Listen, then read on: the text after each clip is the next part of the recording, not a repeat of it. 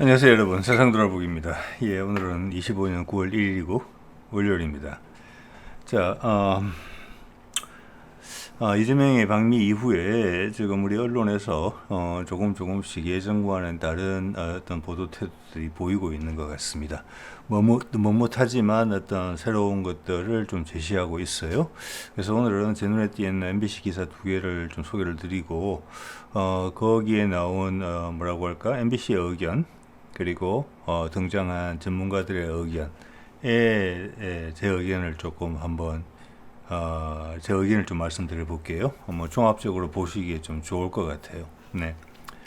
그래서 뭐 언론이라는 사람들이 제일 잘하는 거는 변신이거든요. 그래서 지금 이렇게 하다가 또 드라마틱한 것이 원해질 때는 드라마틱한 상황과 더불어서 이제 그 어떤 드라마틱 상황이 발생할 때 힘이 요구하는 어떤 빵빠레는 또 확실히 잘 불러줄 수 있다. 이런 것이 저는 언론이 가장 잘하는 부분이라고 생각을 합니다. 예. 자, 오늘 한번 말씀드려 보겠는데, 이런 기사가 이제 나는 거죠. 예, 볼까요? MBC죠. 반반을 섞었지만 짬짜면 같은 그런 건데, 이것은 이제 본인들의 어떤 변신의 한 부분이라고 생각을 합니다. 이게 어디에 비중이 둘 것인가는 이 두 문단이 있잖아요. 다른 색깔로 되어 있죠. 위에 거 갈 길 먼 북미 정상회담 띵띵. 언제 어디서 만날까? 갈 길이 먼 북미 정상회담인데 언제 어디서 만날까? 이것은 곧 만날 때 하는 이야기잖아요. 그래서 이것이 이제 언론들이 전이하고 있다. 다음 단계로 넘어가려고 하고 있다. 그리고 이후 방송에서, 이후 기사들에서 이 흰색으로 표시된 저런 내용들을 많이 보도하게 되면은 대중들은 까먹습니다. 그냥 지나가면 되는 거지요. 그럼 밑에 이제 홍익표 전 민주당 의원이 나와서 대담을 한 게 있어요. 여기도 어떤 상당히 정치적인 발언을 했거든요. 그렇지만 일반 언론에서 보도하는 것보다는 한 단계 더 깊이 이야기를 했어요. 두 단계 딱 더 깊이 이야기할 때는 사실과 다르게 이야기했습니다. 뭐 그런 부분도 한번 말씀을 드려볼게요. 자, 이것만 가지고도 여러 가지 말씀을 드릴 수가 있는 것이 갈 길 먼 북미 정상회담. 이것은 제가 몇 번 말씀드린 문재인의 해설을 MBC가 같이 수용할 수 있어야 된다고 생각을 합니다. 예, 뭐 짧은 기사에서 큰 걸 기대하기는 어렵지만 그것을 잘 해내는 게 언론사들의 기술 아니겠습니까? 자, 뭐라고 그랬습니까? 북미 종전선언은 상당히 빨리 진행될 수 있다. 왜? 과거에도 약속을 한 바가 있고 업데이트가 된 거 정도만 반영하면 되는 거니까. 그리고 그의 구도는 훨씬 좋아졌다. 중국이라는 힘이 현재 북러 상호 방위 지역으로 배제가 됐기 때문에 러시아가 하고 미국하고 우크라이나에서 화해만 하게 되면은 아주 쉬워질 수 있다. 자, 중국이라는 어떤 세력의 영향력을 배제할 수 있다는 부분이고, 일본의 영향력 또한 배제됐습니다. 트럼프 1기 때 하려고 했을 때 아베가 얼마나 반대했습니까? 근데 지금 기시다 이지바를 거치면서 일본은 여기에 대해서 혹시 한국과 미국의 눈에 벗어나지 않을까, 이것을 걱정하는 단계가 됐어요. 입장이 됐어요. 이 두 가지는 엄청나게 호조건이에요. 그래서 냉정하게 분석을 하려면은 그들도 똑같이 무게중심을 배분해서 이야기를 해야 돼요. 그래야지 현실적이잖아요. 자, 그래서 저는 아직 그런 지금 이제 우크라이나하고 푸틴하고 뭐 젤렌스키 푸틴 트럼프 회담에 대한 이야기는 지금 아직 안 나오고 있는데 갑작스럽게 진행될 것이기 때문에 안 나올 수 있다고도 봅니다. 그게 우선적으로 생각하는 부분이고요. 두 번째는 가장 큰 부분은 젤렌스키의 저항이라는 부분이 있거든요. 본인도 살아야 되니까. 본인의 공간에 대한 배려는 없어요. 우크라이나에 대한 배려는 있고 제가 봐서 큰 걱정할 건 없습니다. 과거 냉전 시대에 가운데 버퍼 존으로서 아무것도 못하게 꽉 이데올로기의 어떤 경계선에 있어서 첨예하게 대립하는 그런 경직된 사회 분위기, 경제 구조, 그렇게 될 가능성은 없거든요. 네. 어쨌거나 뭐 우크라이나를 평화를 보장하기 위한 틀은 만들어질 것이고, 그 점에 대해서는 과거에 몇 번 말씀을 드렸고, 유럽이 주도가 돼서 한다는 거죠. 미국은 빠지고 그것이 즉 나토에 대한 해치를 의미한다는 말씀을 드렸습니다. 그렇지만 젤렌스키 스스로에 대한 어떤 안전보장책 이런 부분이 좀 걸리는 부분 아닌가. 만약 그렇다면은 북미 종전선언이 더 빨리 갈 수도 있다. 왜냐하면 북미 종전선언을 하고 그것이 우크라이나에 그때 압박을 넣을 수가 있거든요. 이 이벤트는 미국이 마음대로 만질 수 있는 이벤트예요. 여기 아까도 말씀드렸죠. 미국도 일본도 떨어져 나갔고 중국도 떨어져 나갔고 전 세계가 환영할 일만 남았거든요. 그렇게 되면은 젤렌스키를 존재를 파묻어 버리기는 쉬워요. 자, 그럴 가능성도 있다. 그런 거 예전에도 말씀드린 바가 있어서 좀 두고 봐야죠. 예. 자, 그리고 밑에 이제 홍익표는 제가 좀 전에 봤더니 한양대학교 67년생이고 한양대학교 학생회장 출신이던데, 그러면은 그가 이제 통일 이런 부분에 대해서 많이 걸쳐서 나왔어요. 보니까 본인의 이제 전문 분야를 꼽자면. 그리고 당시 한양대학교의 이 사람 나이를 봤을 때는 뭐 86학번 아니면 85학번 이럴 수 있는데, 그러면 임종석과 거의 같은 시기거든요. 그 당시 이제 한양대학교가 임종석이 전국 대학생 협의회 회장을 하면서 그 당시 통일운동을 강하게 했을 때고, 거기하고 운명의 상관관계가 있다고 보기 때문에 홍익표는 지금 돌아가는 상황을 상당히 많이 알고 있는 국회의원 중에 하나라고 생각합니다. 그래서 그런 국회의원이 무슨 이야기를 할지, 어떤 부분을 노출시키고 어떤 부분에 대해서는 틀어버리는지, 이런 걸 살펴보면은 우리 현재 정부가 이재명 정부가 무엇을 어떤 걸 노리고 있는지도 느껴져요. 예, 한번 볼게요. 자, 일단 에이펙 계기로 회동을 추진 가능하다. 이건 이미 이야기가 나왔고, 트럼프가 김정은 만나겠다. 이재명이 가운데 주선을 했고 만나겠다. 그리고 에이펙에 오겠다라고 이야기를 했단 말이에요. 그리고 우리가 이제 에이펙에 대해서 지금 공을 들이고 있는 건 다 여러분 다 아시는 건데, 지금 몇몇 언론에서도 의견을 내는 것처럼 우리하고 북한은 지금 협의를 하고 있을 수도 있다고 봐요. 제3국에서. 예, 그래서 첫 번째 가능성은 에이펙에 김정은이 올 수도 있다. 이런 부분도 좀 가능하다고 보거든요.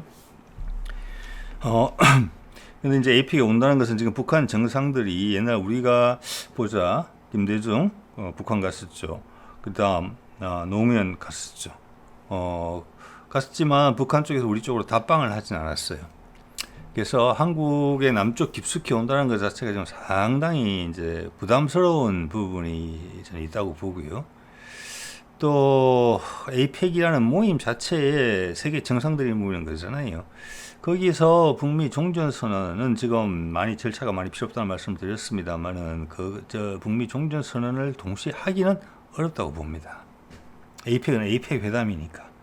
자, 그러면 그거가 없이 김정은이 내려온다. 에이펙에 다시 참석하러. 정규 멤버도 아닌데 그럴 가능성이 좀 낮지 않느냐. 이건 제 생각입니다. 여러분 한번 생각해 보십시오. 제가 왜 그렇게 생각하는지 판단 기준을 말씀드렸어요. 그 기준에 대해서 여러분 한번 생각해 보시면 돼요. 그 기준에 동의하신다면 그럴 수도 있겠다. 그렇지만 그 기준에 동의하지 않으신다면 뭐 다른 차선책을 생각해 봐야 되겠죠. 오늘 그 차선책에 대해서 제목도 그렇게 뽑았으니까 다른 차선책에 대해서 한번 말씀을 드려볼게요. 자, 이렇게 하면서 이재명과 트럼프가 우리한테 이야기해 준 게 사실 많아요, 되게. 네. 자, 이 트럼프 이야기 한번 들어볼까요? 원하신다면 제가 그 회의에서 잠시 빠져나와, 그 회의는 에이펙 회의를 의미하는 것입니다. 그러면 10월 말에, 10월 말이니까 9월, 10월 2달밖에 안 남았습니다, 여러분. 예, 엄청난 이벤트가 생길 것 같아요. 예. 에이펙에서 뭔가 짱 하지는 않을 것 같습니다. 제가 봐서는. 좀 전에 말씀드린 것처럼. 에이펙은 에이펙이니까. 그렇지만 에이펙은 징검다리로서 큰 역할을 할 수 있다고 봅니다. 그리고 한다고 봤을 때 트럼프도 알 거예요. 예전에 김정은하고 트럼프가 한 3차례 좀 만났을 때 그 회담 간의 기간을 한번 생각해 보세요. 저는 그때보다 그게 더 빨라질 수 있다고 봅니다. 예, 미국이 많은 시간이 없거든요. 잠시 빠져나와서, 에이펙에서 빠져나와서 이재명을 위해 무언가를 같이 할 수도 있습니다. 이야기 다 한 거예요. 무언가를 같이 할 수도 있다. 그런데 에이펙 하다가 나와가지고 멀리 갈 수 있겠습니까? 멀리 못 가지요. 예.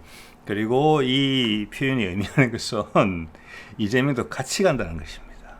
자, 여기에 대해서 이야기가 있었다. 이렇게 봐야 돼요. 이 정도까지 이야기를 한다는 것은. 예. 제가 김정은을 만난다는 이야기는 사실은 트럼프가 해야 되는 이야기거든요. 예, 그렇죠. 지금 형식은 이재명이 하는 거니까 어떻게 보면 약간 의외예요. 그렇지만 우리가 당사자라는 것을 내세우고 주인공을 트럼프로 해주겠다는 것은 뒤에 깔려 있어요, 분명하게. 그래서 이것도 어떤 협상에서 이재명이 상당히 셌다. 저는 이런 것의 한 부분이라고 이야기를 아마 드린 바가 있는 것 같아요. 자, 이러면은 이재명과 트럼프가 같이 움직이고 일본과 죄송합니다. 북한과도 이미 이야기가 좀 돼 있다. 이번에 김정은이 9월 3일 전성일에 중국의 전성일에 베이징을 온다는 우리가 알고 있었다. 그죠? 그것은 사전 접촉이 있었다는 의미로 우리 언론들에서 간접적으로 우리한테 이야기를 해주고 있는 것 같잖아요. 적나라하게 이야기를 못하니까. 그럼 합의가 있었다라고 볼 수 있는 거예요. 그러면 트럼프가 이야기를 다 해준 거예요. 에이펙 때 한반도를 온 김에 김정은을 만난다.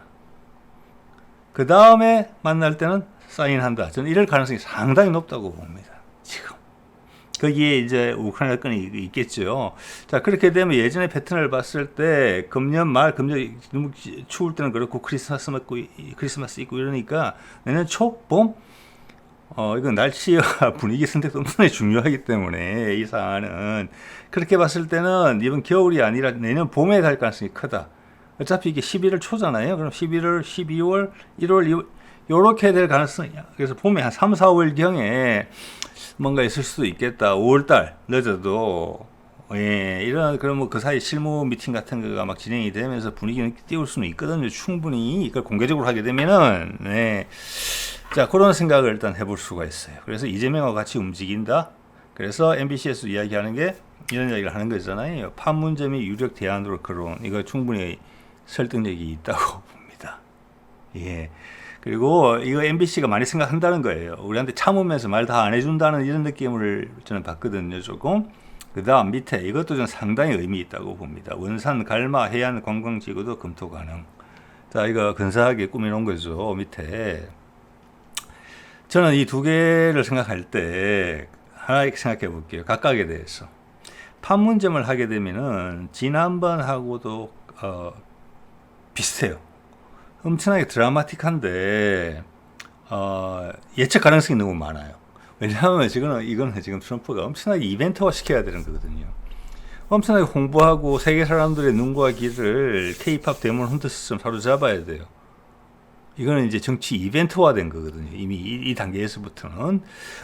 그러면 이런 장면이 이미 사람들 머릿속에 각인되어 있기 때문에 여기는 다른 장면을 도출할 수 있는 게 많지가 않아요.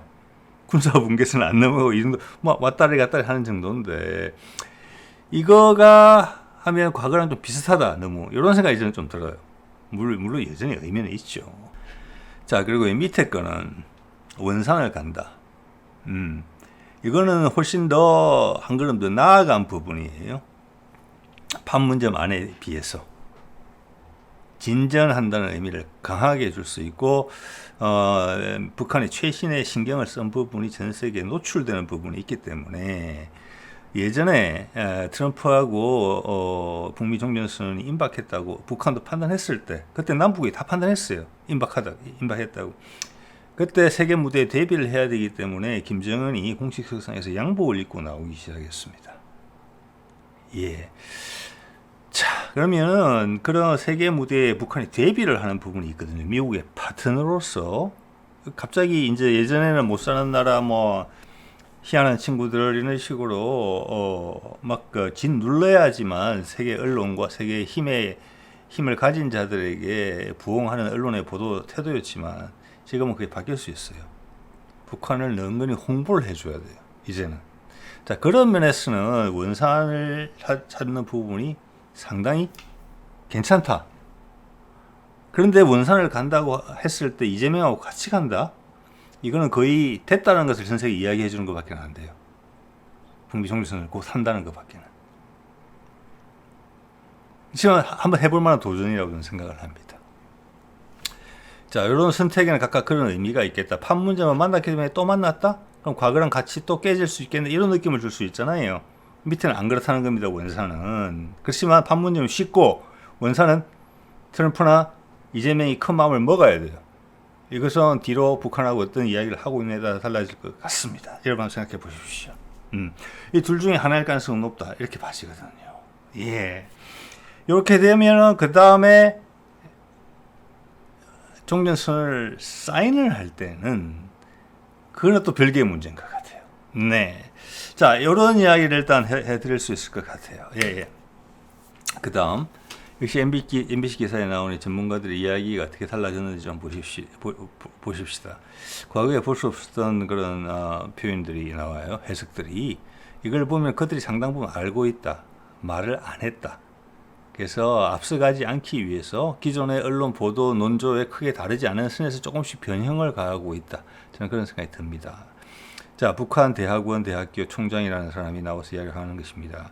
북한 입장에서는 러시아의 뒷배속에서 상당 부분 이익을 챙기고 있는 상황에서 이렇게 이야기했어요.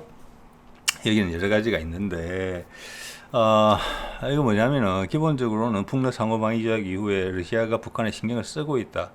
그리고 그게 쿠르스크 파병을 통해서 훨씬 강화되고 있다.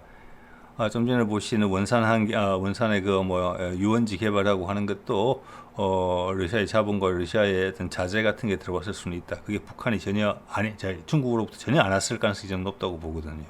그렇지 않으면은 거기에 필요한 많은 자재들이나 최고급이란다 국제 수준의 휴양지를 갖추는데 필요한 여러 가지 소재나 이런 것들을 북한이 다 자체 생산할 수 있느냐 저는 그렇지는 않다고 보거든요.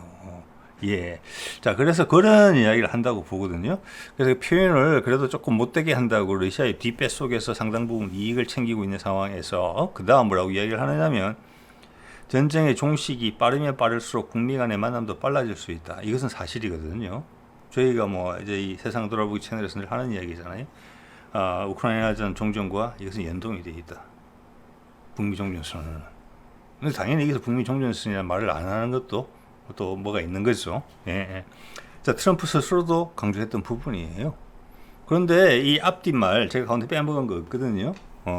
MBC가 자막 처리한 거 그대로 옮긴 겁니다. 러시아 뒷배속에서 이익을 챙기고 있는데 전쟁의 종식이 빨리 되면 북미 간의 만남도 빨라질 수 있다. 이거가 점프가 좀 큰 거죠. 이것은 이렇게밖에 이야기하는 것밖에 안 되거든요. 러시아가 북한에 직접적인 도움을 받았다. 그게 쿠르스크 파병이든지 대포화를 보내줬든지 그든지 간에 거기에 대한 반대 급부서 받아왔는데 전쟁이 막상 끝나면 러시아가 돈을 끊을 수 있다. 왜냐? 북한이 더 이상 러시아를 위해서 해줄 수 있는 게 없으니까 요런 되게 단조로운 논리밖에 성립이 안 돼요. 저는 북한 대학원 대학교 총장 정도 되는 양반이 또 그 뒤에 한 이야기를 봤을 때 그런 정도는 아니라고 생각을 합니다. 네네. 자, 이것은 이 사이에 말 못하는 부분이 있다는 거예요. 네, 그럼 트럼프가 이때까지 주장해 왔던 부분이고 원래 대로 지금 순리가 이쪽 북한 전문가들은 우크라이나 종전이 되면 북미 종전으로 간다는 것을 다 알고 있다는 것입니다. 뭐든지 간에. 그래서 종전선이라는 말을 못 하고 있는 거예요. 윤석열이 사라진 이후에도 이게 뭐라고 할까? 국가보안법에 걸리는 내용입니까? 전혀 아니에요. 예, 그래서 어느 순간에 언론에서 종전선이 나타날까? 지난번 트럼프가 3번이나 만났을 때 그들이 한 미팅을 한 목적이 무엇이었느냐? 최종 서명하려다가 어그러진 게 무엇이었냐? 북미 종전선언이다. 예, 그 말을 애써 피하고 있어요. 어느 순간에 곧 등장하겠지요. 자, 같은 양반이 이런 말 했어요. 미국은 비핵화, 북한은 핵군축 협상 이러한 것을 서로 잘 알기 때문에 핵군축 과정을 통한 비핵화 이렇게 접점을 찾을 가능성을 배제할 수 없다고 생각합니다. 처음 딱 들으면 좀 무슨 말씀인지 모르시겠지요. 지금 이 이야기를 하고 있는 것입니다. 이건 홍익표도 이런 이야기를 했어요. 미국은 완전한 비핵화입니다. 정확하게 말하면 완전한 비핵화를 원하는데 북한은 내가 단계적으로 하자. 내가 좀 줄여줄 테니까 거기에 상응하게 자네들도 미국 너희들도 단계적으로 우리한테 뭘 풀어라. 이렇게 협상이 갈 것이라고 지금 인지를 하고 있는 것 같아요. 단박에 짠 이렇게 되지는 않고 이럴 수도 있다고 봅니다. 그렇지만 그렇지 않을 수도 있다고 봅니다. 그러니까 단계적으로 한다고 하면은 그걸 검증하는 절차가 복잡해지는 거거든요. 말은 그럴싸한데 실제 이행하기가 상당히 까다로울 수 있고 서로 간에 예민해질 수 있다. 가운데 틀어질 수가 있다. 트럼프의 해결 방식과 맞느냐? 저는 아니라고 생각을 하고요. 바이든 때 윤석열을 압박해서 받아냈던 담대한 구상도 내용을 보면은 그거를 환기를 해야 돼요. 예, 뭐라고 그랬습니까? 그게 미국의 기본적 입장이고 문재인이 크게 달라질 게 없다 이렇게 이야기했고 여러분도 동의하시잖아요. 몇 년에 다 합의를 했기 때문에. 거기다가 중국도 이제 떼어냈고 일본도 떼어냈으니까 미국하고 중국이 집중만 하면 돼요. 죄송합니다. 미국하고 북한이 집중만 하면 된단 말이에요. 자, 그런 미국의 압박 속에서 뱉어냈던 담대한 구상의 내용을 보면은 이렇게 되어 있잖아요. 북한이 핵무기 포기를 선언만 하더라도 북미 관계 정상화를 위한 도움을 줄 수 있고 여러 가지 뭐 투자와 인프라 구축을 해주겠다. 분명히 그렇게 이야기했지요. 전 세계 생방송으로 이야기했는데 그 이후에 국내 언론 보도를 찾아보기가 어려워요. 분명히 그렇게 이야기했습니다. 예, 저는 그것이 기본적으로 북미 종전선언의 핵심이라고 봅니다. 한 방에. 지금은 우리가 남북 소통이 되고 지금 경제라는 압박이 미국이 엄청나게 크잖아요. 지금 언론이 이야기하지 않는 게 이런 걸 참 어떻게 보면 바보 같다는 생각이 들거든요. 같이 바보 되는 거예요. 뭐냐면 사람 입장이 있잖아요. 제가 여러분 중에 누군가 협상을 한다. 저의 입장이 있어요. 상대방의 입장이 있어요. 근데 그 언론은 그걸 보도하는 거잖아요. 그러면 저 사람이 지금 어떤 처지에 있느냐, 뭐가 궁하고 뭐가 강하냐, 이걸 판단을 해야 될 거잖아요. 중국이 모든 게 완벽하냐, 미국이 모든 게 완벽하냐, 절대 안 그렇죠. 러시아는 뭐냐, 우리는 뭐냐, 이걸 생각해 보시라고요. 그래야지 협상이 어느 방향으로 갈 건지가 판단이 서고 둘이 타협을 하겠다 안 하겠다 이게 결정이 되는 거잖아요. 미국은 투자처가 필요해요. 중국을 견제하기 위한 정치적 명분도 필요해요. 단극화에서 다극화로 가기 위한. 그래서 중국 고립이죠. 정치적으로 중국을 고립시키고 달러를 투자해서 중국을 견제할 수 있는 자신의 지위를 서서히 무너뜨려갈 수 있는 그런 기회를 포착하게 돼요. 북미 종전선언을 하게 되면은 그 몸값은 훨씬 올라가 있어요. 미국의 필요는 거기에 대해서. 자, 그거랑 그 인식이 제가 그렇게 인식할 수 있는 이유는 담대한 구상에서 미국이 요구한 핵심 사안을 봤을 때 그렇다는 거예요. 검증 필요 없다. 그럼 시간 끌면서 희한해진다. 그냥 말로만 언급해라. 그만큼 북한에 대한 확신이 있다는 겁니다. 지금 김정은에 대한 확신을 계속 이야기하고 있잖아요. 그거랑 담대한 구상의 골조랑 연결시켜 보세요. 그게 북미 종전선언의 핵심이에요. 북한을 이렇게 귀찮게 안 하고 나중에 거짓말로 돌려치지 않겠다는 확신도 북한한테 줄 필요가 있는 거거든요. 너 믿어줄게. 단박에 하자. 그만큼 거기서 오는 혜택이 크다. 정작 그리고 북한이 남한과 같이 중국의 대우에 서주겠다 하면은 핵무기 문제 뒤에 빠지는 거예요. 뒤로. 우선순위가. 미국이 나한테 날라올 게 아니면 중국으로밖에 갈 게 없는데? 이런 생각까지 할 수 있다는 겁니다. 제 이야기는. 예. 여러분 한번 생각해 보세요. 예. 이게 담대한 구상과 지금 트럼프의 언급을 종합적으로 생각했을 때는 이것은 비핵화 협상이라는 것이라기보다는 북미 간의 전략적 동반자 협정 약간 이런 거랑 가까워요. 예. 그런데 북한을 먹여 살리는 부분은 남한이 같이 붙어 있어야지 가능한 것이고 그래야지 미국의 이해가 한국이 개입이 돼야지 한반도가 소통이 돼야지 미국의 이해관계가 엄청나게 커지는 부분이란 말이에요. 거기다가 러시아까지 힘이 생기고 동중국해, 남중국해 미국의 부담스러워하는 인도태평양 전략을 한국이 할 수 있게 된단 말이에요. 그래서 기본적으로 이렇게 복잡하게 된 거죠. 그것은 단순해요. 되게 대중국 전선을 짠다. 중국을 대신할 수 있는 세계 공장을 북한에 해준다. 거기에 필요한 기술적 지원을 한국이 한다. 북한에 대한 투자는 제가 이재명의 논조를 봤을 때 느끼기에는 너희가 투자해라. 우리가 투자할 게 아니고 너희가 지분 투자해라. 너희가 돈 벌어갈 거 아니냐. 거기서 나눠서 하자. 최소한 이렇게 이야기했다고 봅니다. 우리가 당연히 하는 게 아니고 그 정도까지 협상을 세게 했다고 생각합니다. 미국한테. 우리는 우리가 해줘도 감지덕지죠. 남북 소통되고 어차피 다 돌려받을 거니까 경제적으로 모든 면에서. 그렇지만 이재명이 미국 너희가 돈 받아갈 거니까 돈 벌어갈 거니까 너희가 투자해라라고 분명히 이야기했을 거라고 봅니다. 그래서 트럼프 입에서 이재명한테 워리어, 싸움꾼이다, 전사다.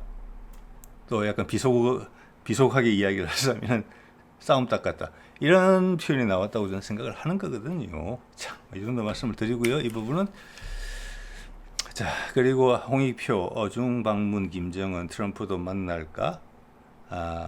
뭐 외교와 사교는 달라. 여기서 되게 기술적으로 말을 하려고 한다는 걸 느꼈습니다. 그래서 언론이 보통 이야기하지 않는 거에서 한 단계 더 많은 이야기를 해줬어요. 그 부분은 뭐냐면은 여기서 북러 상호방위 조약 같은 것도 지금 상당히 예민한 단어인 것 같습니다. 그 단어를 쓰지 않더라고요. 자, 그렇게 보면 제 채널에 대해서 되게 부담스러워하는 사람들이 뭐 그렇게 구독자가 엄청나게 많은 채널은 아닙니다만은 부담스러워하는 사람들이 상당히 있다라고 저는 느낍니다. 예, 그게 저의 역할이라고 생각을 합니다. 네, 그 부담스러운 만큼이 제 역할입니다. 이 채널에. 네, 여러분도 구독을 하심으로써 그게 동참하고 계신 셈이에요. 사실은 여러분을 통해서 퍼지고 있는 거죠. 제가 7만 명인데 여러분이 10명한테 그 선한 영향력을 행사하신다 그러면은 저는 70만이에요. 그죠? 100만이 되는 오락 위주의 어떤 소비성 채널, 즐거운 채널들은 그 즐거움 충분히 의미가 있죠. 들기는 순간 확장성 떨어진다고 봅니다. 저는 재미는 없지요. 확장성이 있다고 봅니다. 그래서 저는 아마 몇십만 명 되는 채널 이상의 영향력을 지금 부리고 있지 않나 이런 생각을 이번에 홍익표 이야기를 들으면서 했습니다. 예. 그래서 러시아하고 북한의 관계가 가까워짐으로 인해서 중국이 좀 떨어져 나갔다. 이런 이야기를 처음으로 했습니다. 예, 처음으로 제가 들었습니다. 듣고, 또 이런 얘기까지 했습니다. 역시나 제가 채널에서 주로 쭉 이야기해오던 의견인데, 중국은 북한을 그렇게 많이 안 도와준다. 찔끔찔끔. 제가 그런 표현 많이 들었잖아요. 미국한테 사이가 안 좋을 때는 사냥개로 막 써먹고 으르렁거리고 급주는 용으로 쓰고, 미국하고 사이가 좋을 때는 장기알 쫄 쓰듯이 쓰는 거죠. 죽지 않을 만큼만 도와주고 세상에 고립된 거를 열어줄 생각은 전혀 없고, 그렇죠? 러시아 탁 채간 거잖아요. 그 이야기를 홍익표가 했다고 생각합니다. 예, 자, 러시아하고 관계가 돈독하고 우리의 지금 국가안보실장은 러시아 통이죠. 제가 봐서 미국 통은 김현종이라고 생각을 합니다. 겉으로 드러나지는 않지만. 예, 그걸 이어주고 있는 거죠. 자, 그걸 기술적으로 되게 말하기 위해서 노력을 했다고 생각을 합니다. 자, 그러면서 김정은 열병식 참석 목적은, 자, 그러면 여기서는 다시 정치적 표현으로 돌아갔어요. 이건 이재명이 한 말을 그대로 추종하기 위해서 노력했다고 봅니다. 이재명이 미국 가는 비행기에서 기자들이 물었을 때 북한 비핵화 이야기를 이시바하고도 했기 때문에 그건 우리가 이시바한테 확인을 받은 거예요. 까불지 말라고. 지난번에 아베 때를 기억하는 거죠. 기시다 때도 기억을 하고, 아베는 우리를 공격을 했고 반도체 소부장으로 기시다 같은 경우는 윤석열을 부추겨서 내란을 하게 만들었다고 저는 강한 의심을 하고 있거든요. 아마 우리 지금 핵심 지도부도 그렇게, 우리 핵심 수뇌부도 그렇게 생각하고 있을 것입니다. 자, 그래서 그때 그렇게 이야기를 했죠. 비핵화 이야기가 나오니까 섣부르게 사람들이 생각할까봐 이렇게 이야기했습니다. 북미 간의 관계에 대해서는 북미 종전선언은 과거보다 어렵다라고 이재명이 공식적으로 이야기했어요. 그래놓고 미국과 가서 한 이야기를 보면 좀 그렇진 않아요. 그래서 MBC가 먼 북미 관계 정상화 이렇게 이야기한 것입니다. 아닙니다. 예. 한미일 동맹이 강화됐다. 그때 한미일 동맹하고 트럼프 일기 때 지금 한미일 동맹하고 언제가 더 강하냐? 저는 그때가 더 강하다고 보거든요. 북한을 막아서겠다. 이런 한미일 동맹은 그때 훨씬 강했어요. 그래서 문재인이 그 뒤로 그렇게 긴 작업을 하면서도 어디서 한번 종전선언이라고 국민들 앞에 대단하게 말을 해본 적이 없습니다. 까놓고. 이전도 까놓고 이야기하는 것은 대단한 전환이죠. 그것은 여건이 바뀌었기 때문에 그렇잖아요. 그 여건이라는 게 뭡니까? 한미일 분위기가 달라졌다는 거예요. 약화된 거죠. 또 일본이 완전 찌그러진 것이죠. 중국을 잘라냈죠. 네. 그럼 다시 한번 미국하고 러시아가 관계 개선이 되면 되겠구나. 양쪽으로 상호방위적으로 맺어져 있잖아요. 남북으로 우크라이나 전쟁 끝나간다. 그 이야기, 그 이야기를 안 해요. 못 해요. 여기서 우크라이나 종전 이야기가 없어요. 한미일 동맹이 강화됐다. 그쪽에서 핵무기가 자꾸 증가됐기 때문에 이게 아까 이제 북한 대학원 그 총장 이야기랑 비슷한 거예요. 북한이 타협을 해주고 그 타협을 맞춰주기 위해서 미국의 비용이 더 커진다. 이렇게 이상한 논리를 쓰고 있거든요. 핵무기가 10개냐, 20개냐, 30개냐, 40개냐 이런 큰 차이 있다고 보십니까? 이미 트럼프 일기 때 미국을 타격할 수 있는 ICBM 무장력을 가지고 있었고, 그런 ICBM은 지난 미국이 30-40년간 ICBM 요격하는 시스템에 대한 투자가 거의 없었습니다. 누가 때려도 대충 맞는 겁니다. 그런 게 핵미사일 한 발에 탄두가 뭐 작게는 대여섯 개, 많게는 열 몇 개가 실리는데, 그런 미사일이 5개 있는 거랑 10개 있는 거랑 큰 차이가 없어요. 예. 자, 이것은 약간 말장난이에요.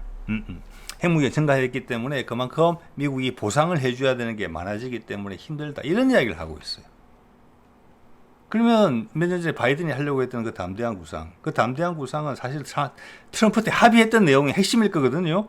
그게 다시 트럼프가 다시 손에 들고 앉았단 말이에요. 그런 얘기가 나올 수 있냐? 이것은 홍익표가 여기서 딱 터는 거예요.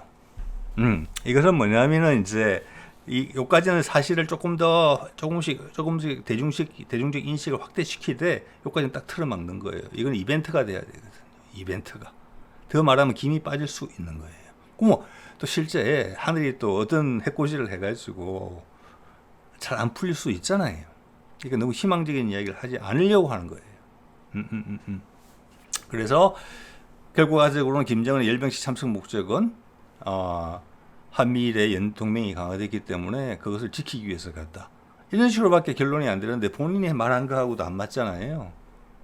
러시아와의 관계가 돈독해졌고 중국은 별로 해준 것도 없는데 갑자기 몇 년 동안 중국도 안 보다가 갑자기 중국을 보러 가서 연대를 강화시켜서 트럼프 회담에 대비한다? 지금 이재명이 한 게 그런 겁니까, 여러분? 일본 미팅은 일본을 해코지하지 않겠다라는 신호 정도에 불과한 것이지 우리가 일본한테 기대하는 게 없어요. 우리가 주인공이 되는 겁니다. 군사적으로. 베트남 딱 끼워 들였잖아요. 미국하고 같이. 일본은 우리 편이지만 이진이에요. 주도권을 상실했어요. 자, 안 맞죠? 그래서 여기에서부터는 아니구나. 그래서 요거는 저는 거꾸로 이렇게 해석하는 거예요.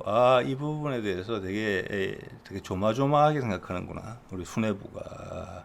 좀 흐름으로 봐서는 에이펙에서 만나고 아까 말씀드렸던 그 원산이 됐든 또 판문점이 됐든, 그리고 저는 하노이도 가능성이 있다고 생각을 합니다. 다시 한번. 마지막 사인지가 하노이가 될 수도 있어요.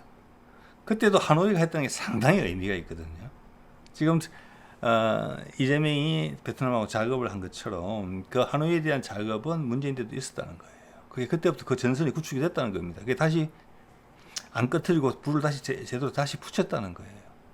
그럼 하노이에서 만약 북미 종전선을 한다거나 이재명하고 같이 날아가서 만난다 하면은 이것은 중국한테 큰 데미지를 주게 돼요. 남쪽에 완전히 넘어가는 거죠. 그만큼 자신이 있다는 증거이기도 해요.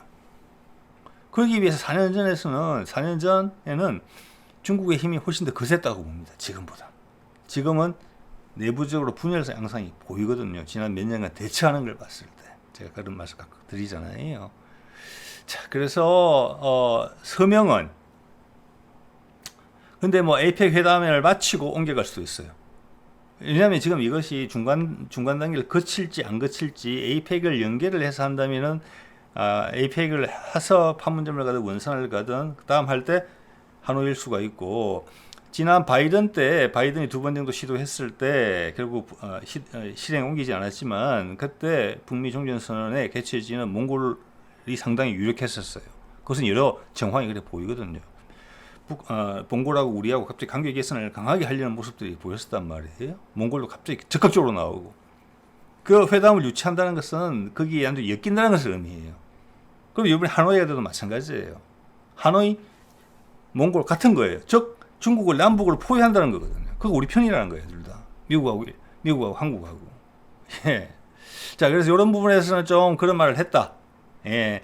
중국의 입장, 지금 1대1로가 계속 틀어막히고 있죠. 내부적으로 경직돼 있고 외교적 순발력이 좀 떨어지고 있으면서 어떤 집권의 그 시진핑 상황이 좀 떨어지고 있는 게 아닌가 이런 생각이 들고, 왜 인도하고 미국하고 러시아가 하는 게임에 그걸 남을 속이는 게임이 아니거든요. 각자가 가장 유리한 방식을 도출해내서 그 방향으로 가는데, 이때까지 미국이 경직돼 있었죠. 미국이 거기 부드럽게 하니까 그게 풀리고 있는 거란 말이에요. 중국이 옛날 미국과 맞서는 방식대로 경직돼 있고 사회 구조도 경직돼 있어요.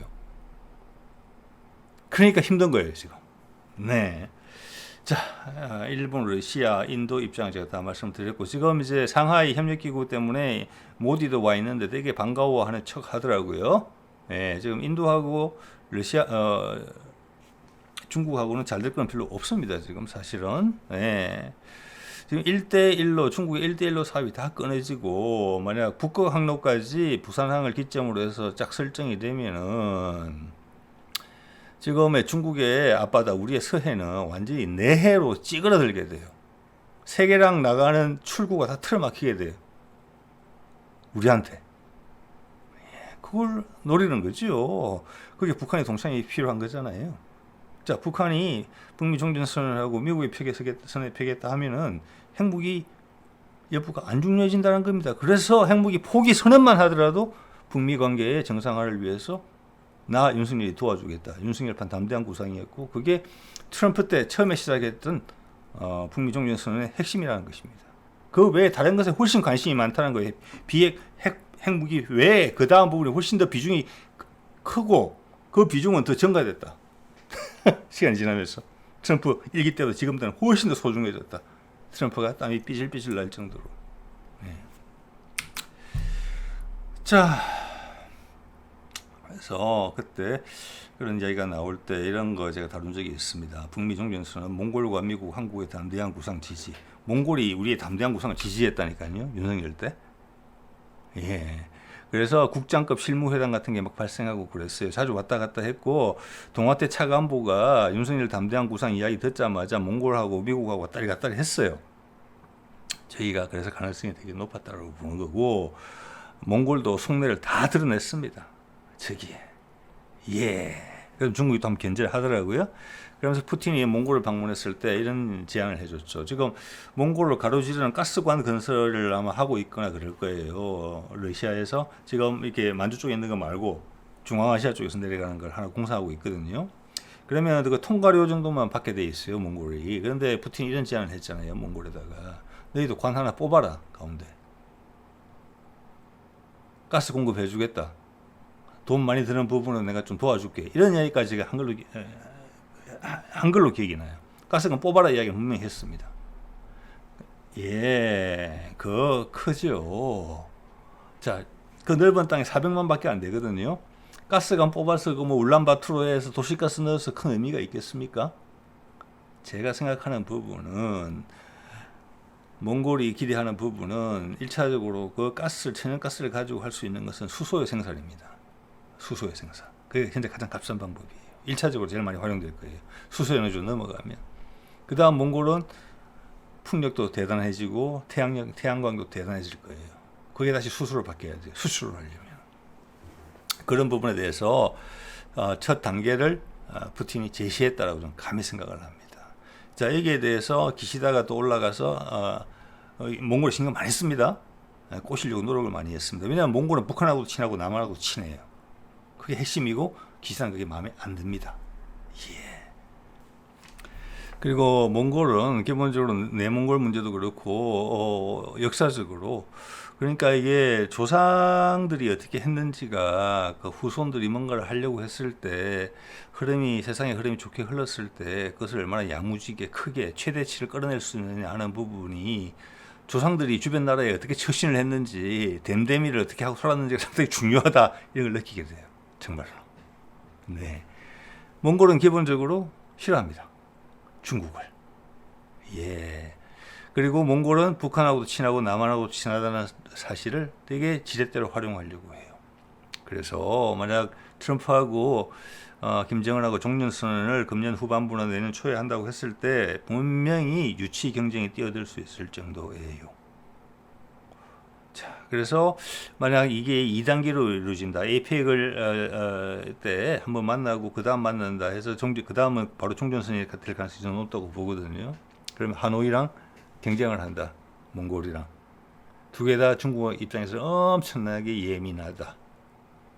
예. 그렇지만 결과적으로는 같다. 두 군데가 같이 한 군데 묶인다는 것은 사실이다. 자, 이렇게 봤을 때는 어떻게 보면은 하노이권이 더 다가올지도 모르겠어요. 하노이권이. 예. 왜냐하면 지금 이제 몽골하고 했을 때는 몽골의 히토류 이런 것도 좀 있는데 북한도 히토류 좀 있는 것으로 돼 있어요. 히토류 문제는 지금 해소된 것으로 보이거든요. 중국만이 아니라 몇 년 사이 해소됐어요. 지금 해소되는 것으로 보이거든요. 그런 면에 봤을 때는 베트남에서 하는 것도 그 주변국에 영향을 주는 거, 남중국해, 동중국해 이런 부분에 영향을 주는 어떤 신호탄, 호주까지 끼워서거든요. 그렇게 되면은. 그리고 지금 인도네시아 지금 요즘 정정이 불안한 거 여러분 보셨을 겁니다. 그래서 그거는 어디가 더 혜택이 클지에 대한 생각을 하고 있을 것 같아요. 제가 봐서는 1단계, 2단계로 나눠서 APEC에 한번 보고 그 다음에 내년 초에 북미 종전선을 한다고 했을 때는 몽골, 하노이 둘 중에서 하나를 고르라 그러면 하노이가 될 가능성이 더 높지 않느냐 이렇게 봅니다. 왜냐하면 몽골보다는 하노이의 준비를 더 훨씬 많이 해야 되거든요. 영향력을 미치는 범위가 훨씬 넓기 때문에 복잡한 여러 나라들도 많고 몽골은 몽골 하나만 이야기하면 되잖아요. 러시아만 오케이 해주면 되는 거거든요. 자, 감히 그런 생각을 해보고요. 네.